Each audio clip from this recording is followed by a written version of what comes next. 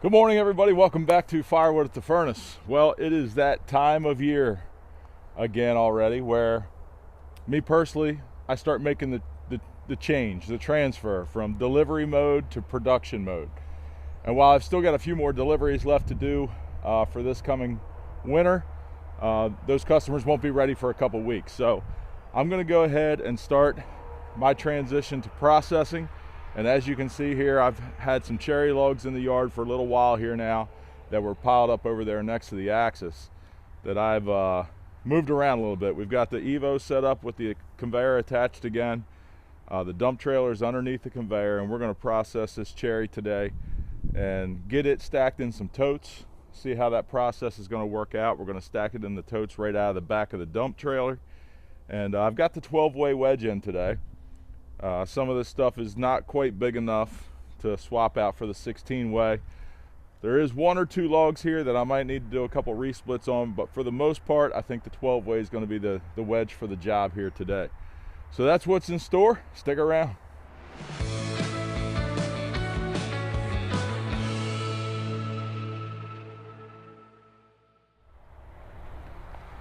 So there is a few more cherry logs piled up over here. This is where all the cherry was to begin with, if you remember. I moved it down the yard there a little bit, but this cherry that's left right here is stuff that is not quite processor worthy. So I'll be cutting it up with the 500i and either splitting it on the 1222 or the axis. And then in addition to the cherry, where all these cherry logs were, I brought in some really dry, dead ash.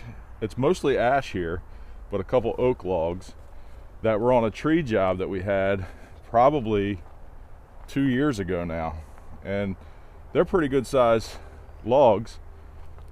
This is going to make for really good bundle wood since it's already been down and piled up on a gravel driveway since we did this tree job. The customer didn't want to have the logs hauled out, but I knew they were laying there this whole time. So we reached out and said, "You want those logs hauled out?" They're like, "Yeah, we're not doing nothing with them. If you want them, come get them." So it's all ash. There's an oak log right there. There might be one or two more pieces of oak in there, but that's all going to become bundle wood. And like I said, the 12-way is in the EVO. We're going to get it fired up right now, run the wood up the conveyor and into the dump trailer, and then we'll stack in totes like I said. I did run some of this cherry already. You can see the conveyor's loaded up, ready to go in the dump trailer. Had a few people stop over here a couple days ago. He wanted to see the EVO in action. He's considering a processor in his future. He's from about an hour or so away. So he stopped by, gave me a phone call. We did a little demo on the EVO for him. So that's why that wood's already started. We'll get this log deck emptied off and then load the rest of these cherry logs on there and get all that done pretty quickly, actually. You know, I do the fellowship every year to give people a chance to come out and check out some of the equipment and to run it and get their hands on it and to really see what it can do. But I understand everybody can't make it. It's one day a year and not everybody can make it. But if any of you live close and ever want to come check out some of these machines or run some of these machines, you know, you can give me a call, send me an email, whatever, and we can certainly set up a time for you to come check them out. So I just like to put that out there for everybody. You know, we can do a one-on-one type thing if you want.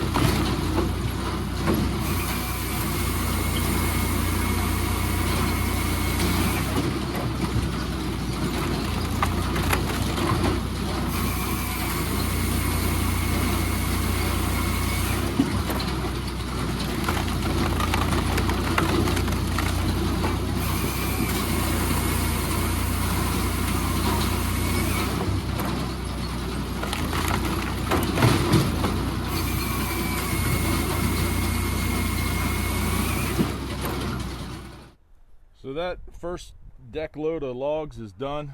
That took about, I don't know, 12, 13 minutes. Got to move the trailer up a little bit now. I already took the skid loader and reloaded the live deck. Got a few more logs here to get on there. But I got to move the trailer up and then we'll continue processing.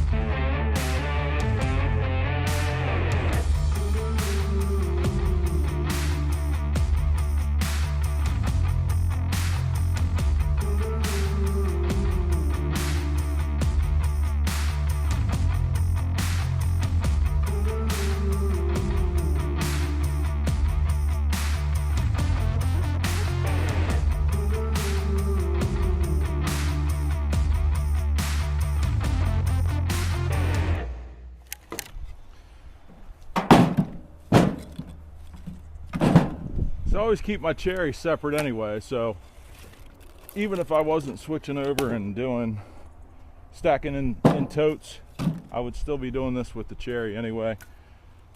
So I figured it was a good time to test out if this is something that I'm going to want to do or not. A lot of you suggested in last week's video that I needed a way to clean the wood, such as a tumbler, or somebody even said to run it through the conveyor a couple times to get have the grizzly bars get a little more of the stuff out. The grizzly bars, I would say, get about maybe 20% of the scraps out of the wood, depending on how you have the angle set up on the grizzly bars.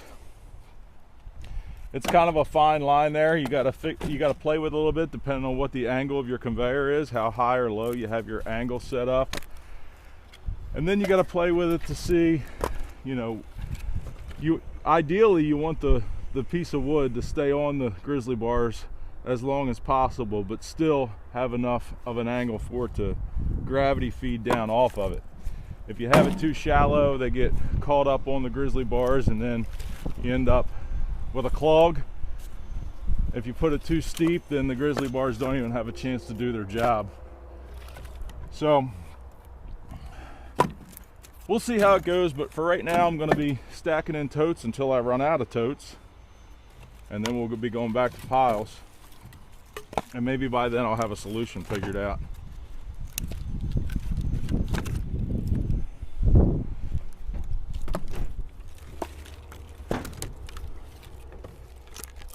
So Valerie and I just celebrated our 18th wedding anniversary yesterday.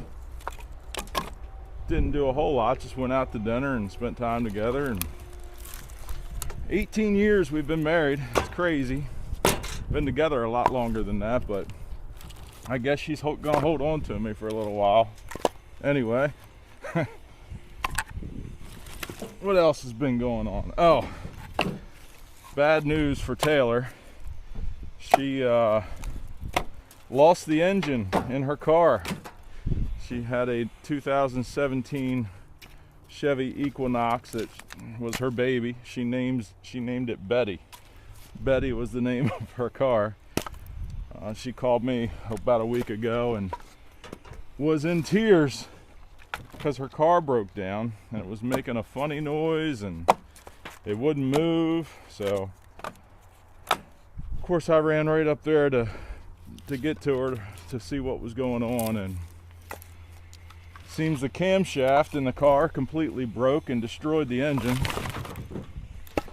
So she's without, well, she's driving our spare kind of beater car right now until we figure out what we're going to do. But she's going to need something reliable because it won't be long she'll be heading off to college, and to be honest with you, the beater car is not really reliable or something I want her traveling up and down the highway in, so it's a temporary fix for now.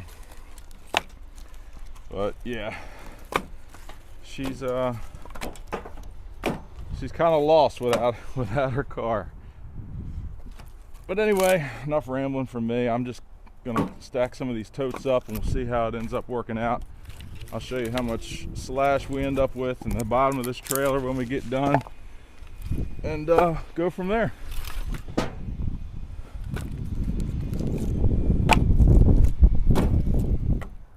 All right, so the results are in. I went back through the video and we had 23 minutes of splitting, just over 23 minutes. I think it was 23 minutes and 12 seconds of processing that we did with this cherry, and that was actual processing time.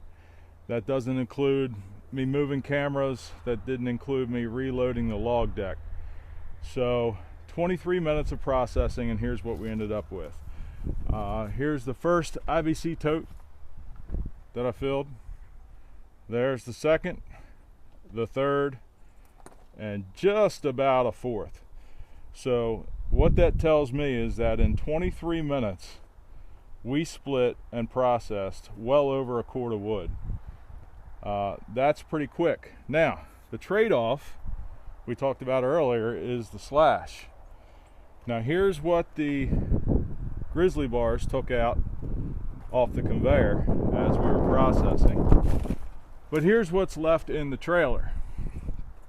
Now, you might say that's a lot, but there's still some good firewood mixed in there that I haven't sorted through yet, and there's certainly a lot of kindling in there, and there is chunk wood that, you know, this is all cherry, so that's marketable as well for smoker guys. So it's not all waste. There's definitely markets for every piece of wood that's in this trailer. So in 23 minutes is well over a quart of wood worth having this amount of scrap left over.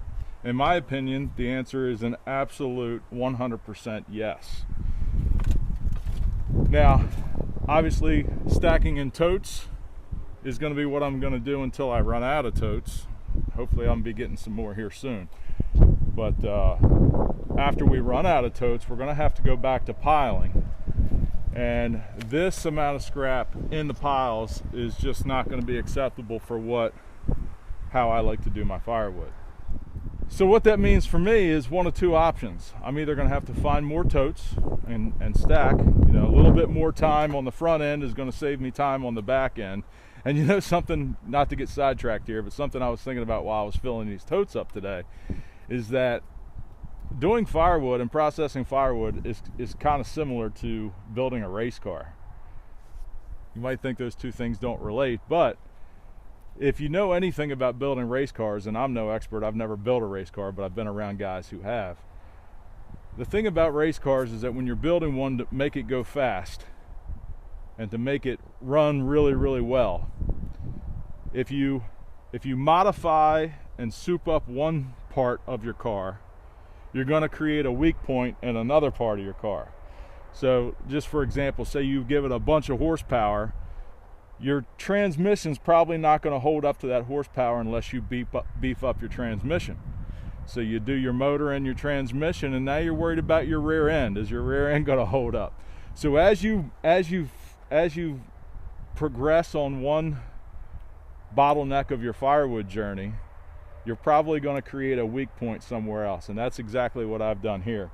I am making a lot of firewood really fast, but I have created a weak point with my piling situation that I need to work out. Maybe a tumbler is the only option, I don't know, or a disc cleaner or something like that. But that's a lot of firewood really quick there. Got to move these totes, but if you watched, I think it was last week's video, you know I had a problem with the skid loader tires, and apparently that problem has not been resolved.